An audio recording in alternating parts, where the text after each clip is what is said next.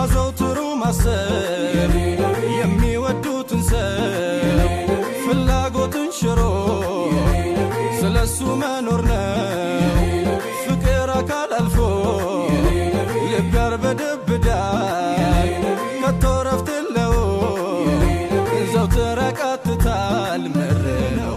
ቀላል አይደለም عليك الصلاة والسلام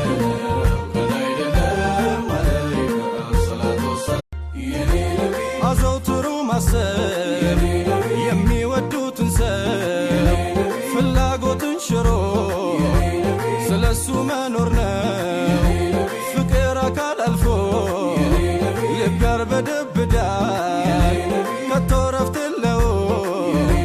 ዘውትር ያቃትታል ምር ነው ቀላል አይደለም عليك الصلاة والسلام